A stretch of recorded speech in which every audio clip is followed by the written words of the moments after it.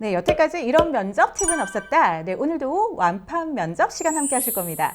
요즘에 그래도 많은 분들이 댓글로 도움이 되고 있어요. 이 질문 풀어줘서 생각지도 못했던 걸 알게 됐어요. 등등등 좋은 댓글을 좀 남겨주셔서 요즘에 아주 기분이 좋아지고 있습니다. 여러분 이거 영상 보시다가 궁금하거나 아니면 좀 제가 잘한다 라든지 아니면 이건 좀 어떻게 했으면 좋겠다 하는 거 있으면 언제든지 댓글 주시고요. 구독과 좋아요 부탁드리면서 그럼 오늘 편 시작하겠습니다. 자, 오늘 편의 주제는 오늘도 역시 우리 취준이 분들이 궁금해할 내용 중에 하나, 내 전공과 내가 지원하는 직무가 너무 달라요. 이럴 때 면접관님들이 나한테 뭐라고 하실 것 같은데 나는 뭐라고 대답을 해야 될까요? 네, 그 질문에 대해서 풀어드리려고 합니다. 우리가 보통 면접 전에는 진짜 뭔가 고민도 더 많아지고 작은 것도 침소봉대 되게 크게 확대해가지고 더 걱정을 하는 경우가 있습니다. 그래서 내가 내 전공으로 당당하게 서류를 통과했음에도 불구하고 괜히 면접관님들이 내 전공 가지고 뭐라도 태클을 걸 것 같단 말이야. 이런 고민이 나를 엄습하기 시작하면 면접 전에 되게 위축이 되게 돼 있어요. 여러분 그렇게 위축될 필요 없는 게 바로 이 질문입니다.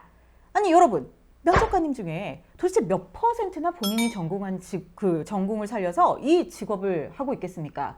몇 퍼센트 될 것 같습니까? 몇 퍼센트 같습니까?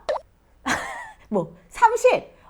많이 쓰셨네. 맞습니다. 보통 그 정도, 한 40% 정도가 본인의 전공을 살려서 이 직업을 택했어요 라고 이렇게 대답한 설문조사를 제가 본 적이 있는데 그렇습니다.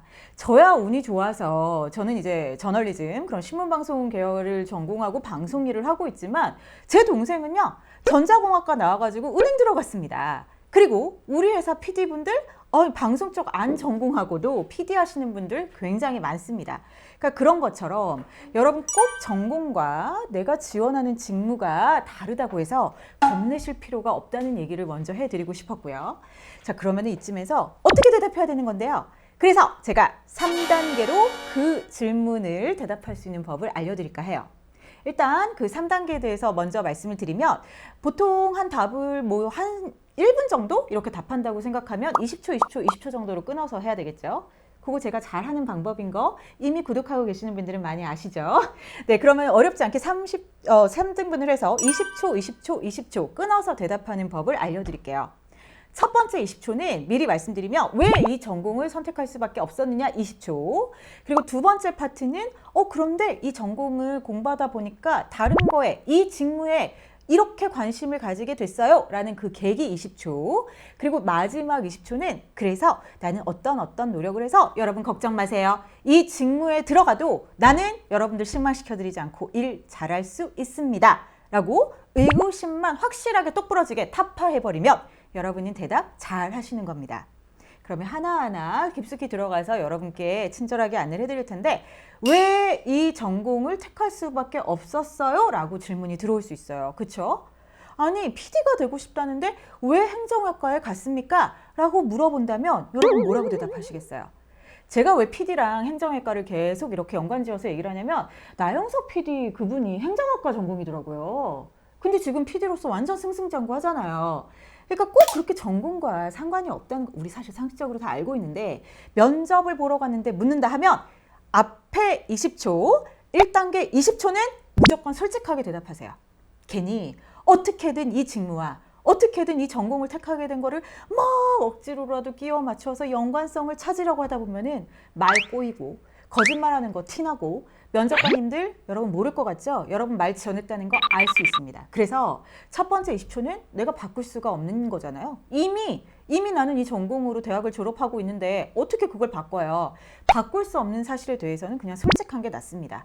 자, 그럼 이쯤에서 여러분께 먼저 여쭤볼게요. 왜 이 전공을 택하게 될 수밖에 없었을까요? 가장 많이 나오는 답은 무엇일까요? 네? 바로 그거. 그치. 그 수능 점수에 맞춰서 대학을 가다 보면 선생님들이 고3 때 꼭 면담을 할 때 얘기를 합니다. 알아나 살다 보면은 전공 안 중요하단다.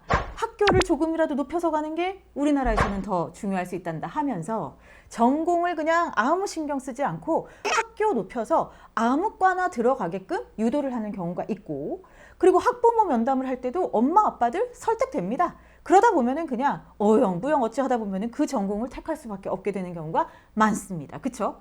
우리나라에서는 전공보다 학교 위주로 대학 진학을 하든지 아니면 수능을 봤어. 수능 점수가 생각보다 안 나왔어. 그러다 보면은 그냥 수능 맞춰서 그 점수대에서 갈 수 있는 대학 중에 전공과 상관없이 최고 그래도 괜찮다고 생각하는 대학에 가는 경우가 많죠. 그래서 내가 원했던 전공을 포기하게 되는 경우도 있습니다. 그게 아마 제가 볼 때는 한 8할 정도 될 것 같아요. 10명 중에 8명 이 전공을 원하지 않았는데 선택했다면은 어찌 보면은 90%될 것 같지 않습니까? 그래서 여러분은 우리나라에서 면접을 보는 거고 우리나라 현실을 이 면접관님들도 다 알고 있습니다. 그분들도 딸, 아들이 있을 거고 다 진학 고민을 할 때 겪는 질문, 고민이라서 여러분 첫 20초는 왜 이 전공을 선택할 수밖에 없었는지 솔직하게 얘기하세요. 다른 또 대답 중에 하나는 이거겠죠? 정말로 이 전공에 관심이 있었던 거예요. 고3 때까지만 해도 나는 세계를 대표하는 피아니스트가 될 것 같았어. 그리고 음대를 갔어. 피아니스트로 이렇게 되는 게 내 적성과는 생각보다 맞지 않은 거고 내가 생각보다 음악을 좋아하지 않는 것 같아. 그래서 갑자기 완전히 딴 분야에 관심이 생길 수도 있는 거잖아요. 사람이 살다 보면. 그쵸? 내가 갑자기 사회복지학과에 들어갔어. 왜? 실버 산업이 전망이 좋대. 들어갔는데 하다 보니까 내가 생각보다 적성과는 안 맞는다고 판단이 될 수도 있고 아니면 거기서 또 다른 분야 이렇게 더 관심이 있는 내 자신을 발견할 수가 있단 말이에요. 자, 그러다 보면은 두 번째 단계로 자연스럽게 넘어갑니다. 두 번째 단계 답을 어떻게 해야 되냐? 그러니까 첫 번째 뭐 수능 맞춰 갔어요 라든지 아니면 그때까지만 해도 관심이 있었어요 라고 답을 했다면 두 번째로 넘어와서는 어떤 지금 이 특별한 직무, 특정 직무에 관심을 가지게 된 계기 20초만 얘기하고 끝내면 돼요. 막 살 많이 붙일 필요 없고요. 그냥 담백하게 왜 관심을 가지게 됐는지 그거로 20초를 채워봅시다. 자, 예를 들어 무용학과에 다니고 있는 사람이 갑자기 아나운서가 되겠대. 그런 경우 많아요. 예체능에서 아나운서 지원하는 경우는 많은데 또 면접관님들은 그러죠. 아니 무용 전공하던 사람이 왜 갑자기 아나운서야? 방송? 뭐 이런 거에 원래 관심이 있었나? 근데 이런 의구심을 가질 수 있기 때문에 20초는 딱 그걸 하면 돼요. 예를 들어 무용 이렇게 전공을 하다가 어느 날 그런 정말 우리나라에서 가장 유명한 무용제 이런 거에 내가 담당 리포터가 된 거야. 어느 날 방송국에 있는 분이 나보고 갑자기 알바로 리포터를 해보래.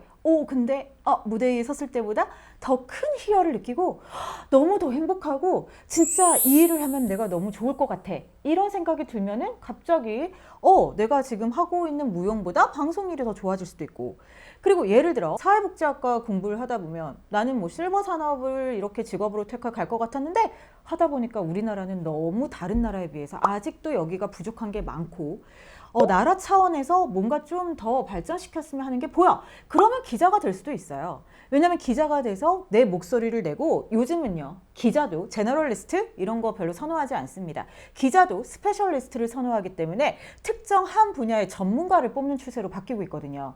그러니까 여러분은 아예 만약에 기자로 이렇게 지금 시험을 보고 있다면 그 분야를 내세워서 우리나라가 이제 인구가 고령화가 되고 있는데 사회복지학과를 전공하다 보니까 우리나라 시스템이 너무나 별로더라고요. 그래서 내가 이 부분에 대해서 목소리를 더 크게 낼 수 있는 일이 무엇까 생각을 하다 보니까 땡땡일보 이 일보에서는 그 분야에 더 큰 관심을 가지고 있다는 걸 알게 되고 이 분야에 더 관심을 가지고 기자가 되고 싶다는 생각을 하게 됐습니다. 등등 이거는 그냥 막 제가 지어내는 얘기인데 어찌됐든 그 계기를 20초로 채우시면 돼요. 그러면 쉬워지죠. 그 전공을 택할 수밖에 없었는데 하다 보니까 그 사이에 학교 다니는 사이에 나는 다른 일에 더 관심을 가지게 된 거예요. 자, 그럼 마지막 20초는 뭘 해야 되겠습니까? 거기서 끝내면 안 되고 이 직무 잘할 수 있어요. 나 이 직무를 위해서 남보다 더 노력했어요. 딱 그렇게 20초만 하고 끝내면 되겠습니다. 왜냐면 여러분은 전공이 그 직무와 연관성이 그렇게 많지 않기 때문에 지금 면접관님들이 만약에 이 전공 관련 질문을 한다면 얘가 정말로 진정 이 분야에 관심이 있긴 한 건가? 아니면 얘를 뽑았는데 얘 정말 일을 잘할 수 있긴 한 건가? 그거에 대해 걱정이 있으실 수도 있거든요. 그래서 그 부분만 탑하면 돼요. 자, 이럴 때 이 칩보이 여신이 제안하는 건 구체적으로 얘기합니다. 예를 들어 정말로 그 기자에 만약에 관심이 있어서 사회복지 관련 기자에 관심이 있었다면 대학교 때 할 수 있는 게 있잖아요. 학교 신문 이런 데 기사를 내고 이런 것도 있겠지만 저는 브런치라든지 아니면 유튜브라든지 여러분이 진짜로 요즘 트렌드에 맞게 뭔가 했다는 거를 구체적으로 제시했으면 좋겠어요. 브런치에 내가 매주 내 전공을 살려서 이 나라가 어떻게 바뀌었으면 좋겠다라고 글을 기고하고 있다라든지, 아니면 유튜브에서 아무도 다루지 않는, 내 주위의 친구들은 아무도 다루지 않는, 왜 젊은 친구들은 사회복지학으로 유튜브 하는 걸 제가 못 본 것 같아요. 그런데 나는 하고 있어서 지금 구독자 몇 명이고 반응은 뭐가 좋고 여태까지 무슨 내용을 다루고 있습니다라든지, 아니면 아까 그 무용학과 친구 얘기를 들자면 아나운서나 뭐 이런 리포터에 관심이 있어서 그때 계기가 딱 있었잖아요. 그러고 나서 어떻게 열심히 했는지, 뭐 케이블 회사 뭐 어디서 뭐 방학 때 뭘 했다라든지, 아니면 뭐 어디 뭐 지방 아나운서 뭐 시험을 봤는데 거기서 뭐 잠깐 붙어서 몇 개월 일했다는지 몰라요. 제가 아무 말이나 하고 있는데, 어찌됐든 그 정말 노력을 했다라는 걸 여러분은 남보다 더 열심히 했다라는 걸 보여줘야 될 수도 있거든요. 비전공자이기 때문에. 그러다 보면은 구체적으로 업적 위주로 얘기를 하세요. 정말 두루뭉실하게 관심을 가지고 있고 그 분야 뭐 책을 읽었다라든지 뭐 학교 동아리 활동을 했다라든지 이런 건 너무 약합니다. 그러니까 여러분은 어찌됐든 똑똑하게 내가 진짜 그 분야를 위해서 노력했다라는 걸 보여줄 수 있는 것들을 한두 가지만 정해서 막 길게 나열할 필요도 없어요. 그런다고 설득되지 않아요. 임팩 있는 거 한두 가지만 그냥 세게 똑부러지게 얘기하고 나면 끝입니다. 자, 정리되셨죠? 60초를 답한다고 생각했을 때 20초, 20초, 20초 끊어서 얘기하다 보면 여러분 비전공자라고 공격을 받는다고 해서 쫄 필요가 없어요. 위축되지 마세요. 그들도 그 전공 안 했다니까요. 그리고 막말로 아니 상경계열 나왔다고 해서 회사 가면은 갑자기 우수사원 됩니까? 아니지 않습니까? 학교에서 영문과 나왔다고 해서 영어 다 잘합니까? 영어 말 못하는 사람 더 많습니다. 제가 볼 땐. 그리고 국문과 나왔다고 해서 다 작가 될 수준으로 어법 하나도 안 틀리고 띄어쓰기 다 잘합니까? 글 다 잘 씁니까? 수필가처럼? 아니지 않습니까? 그러니까 여러분 너무 위축되지 말고, 그리고 혹시나 만약에 내 과가 정말 취직이 좀 어려운 과 같아서 여기를 지원한다. 그런 것도 현실상으로 많잖아요. 근데 그렇다고 해서 너무 그 점은 또 솔직하지 마세요. 이건 한 가지 첨언하고 이 부분 끝내겠습니다. 거기 가서 제 과가 취직이 안 되잖아요. 여기 졸업해봤자 할 게 없을 것 같아서 지원하는데요. 이런 분은 없겠지만 혹여나 하는 걱정에 제가 이렇게 마지막 첨언 한 가지라고 이 편은 끝낼까 합니다. 위축되지 마세요. 여러분 쫄지 마세요. 그들도 전공자 아닐 경우가 많고 실제로 물어볼 때 진짜 궁금해서 물어보는 경우도 있습니다. 선의의 정말 질문일 수도 있어요. 꼭 공격을 하려고 물어보는 게 아니라. 그러니까 여러분 항상 당당하게, 면접장에 가서 당당한 거 쉽지 않다는 거 알고 있어요. 항상 뭔가 항상 위축돼 있고 항상 의리돼 있는 기분으로 면접장 가는 거 알고 있어요. 그렇지만 그러지 마시고 당당하고 자신감 있는 사람이 아름다우니까 끝까지 당당하게 대답하셔서 10보 꼭 하시기 바랍니다. 자, 그럼 오늘 이 편도 이렇게 마치는데요. 여러분 궁금한 거 있으면 댓글 언제나 주시고 구독이랑 좋아요 그리고 알람 설정은 정말 열심히 하는 저에게 큰 힘이 될 수 있습니다. 구독자가 늘어야 저도 이 채널 더 유지할 수 있지 않겠습니까? 여러분 열심히 이렇게 함께 해주시고요. 그럼 다음 편에 만날 때까지 취준 잘하시고 여러분 밝게 그래도 하루하루 지내시기 바랍니다. 다음 편에 봐요. 파이팅!